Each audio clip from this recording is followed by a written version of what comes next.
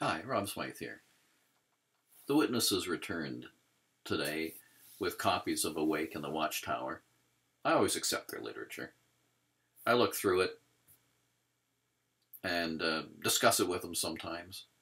My mom, on the other hand, when she was alive, would meet them halfway up the driveway and drive them off her property. I don't know why their visits made her so angry. The witnesses must be the world's best, greatest humanitarians, right? If they sincerely believe that I'm going to go to hell for all eternity if I don't accept their position, then isn't trying to convert me the nicest thing they could ever do? Well, anyhow, I do enjoy the discussions, so I invited them in. I'm crummy with names, so I'll call them Frank and Judith.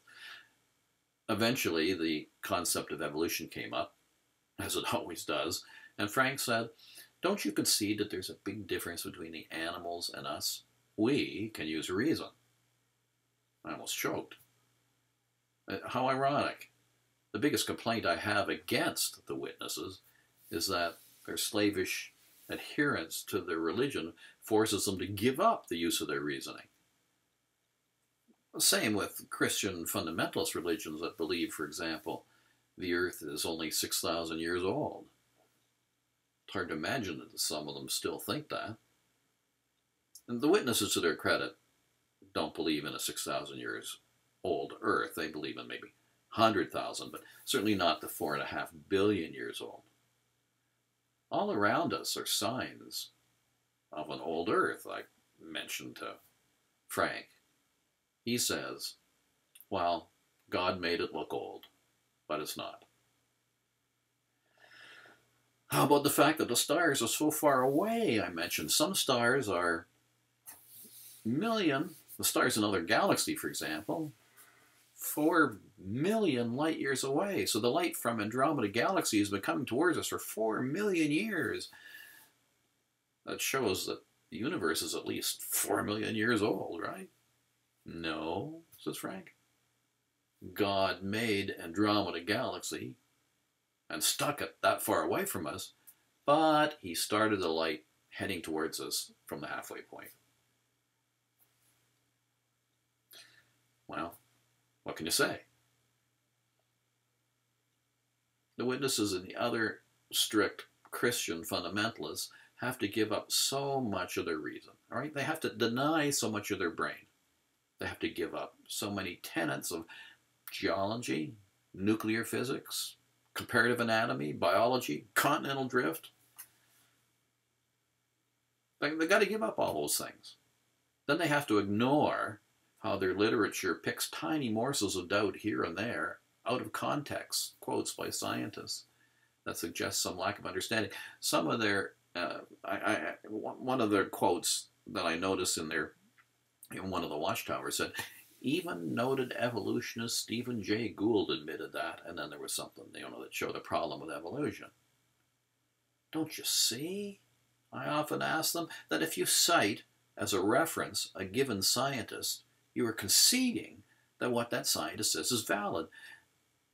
And Stephen Jay Gould would have made 10,000 statements that were contrary to their point of view. Yet their literature doesn't mention that, right? It just picks that one and says, oh, see, that shows that Gould admitted that evolution was wrong. Well, he did no such thing. Stop citing logic, I say to them. Stop trying to use science to justify your position. Just say, we believe this to be so, despite the overwhelming evidence. But time and again, they cite scientific argument here and there that I can blow them out of the water. Oh, but science could be wrong, they say. Let's stop using science to justify your position. But Frank and Judith didn't see that. They kept going on about humans being unique and having the ability to think and reason. Why were they so willing to give up their supposedly God-given ability? That's too bad, eh? Also, I pointed out that most of the time in their literature, their arguments against evolution, they're actually arguing against stuff evolution didn't say. Does evolution claim that man evolved from apes and monkeys? I said to Frank. That's what I've been taught, he said. I pointed out that evolution does not say that we used to be apes. It does not say that there was chimpanzees, then there was ape man, then there was humans. Evolution says there's humans and there's chimps, and we had a common ancestor. Humans and chimps are here now.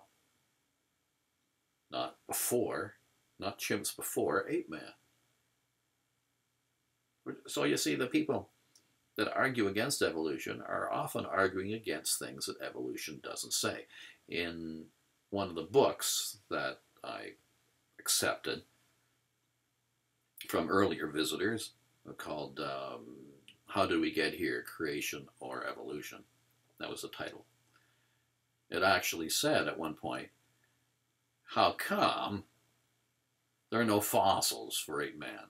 Of course, we do have some fossils, but anyhow, why are there not fossils for ape man kicking around? Or put another way, why did ape man go extinct when chimp and humans are still here? In fact, I said if humans are the most advanced, ape man must be more advanced than chimp, so why did ape man go extinct? Well, of course, it doesn't go this. It goes this. Because ape man was 6 million years ago and chimps and us are now. I try to point that out and they just say, well, that's not what I was taught. I feel bad for them.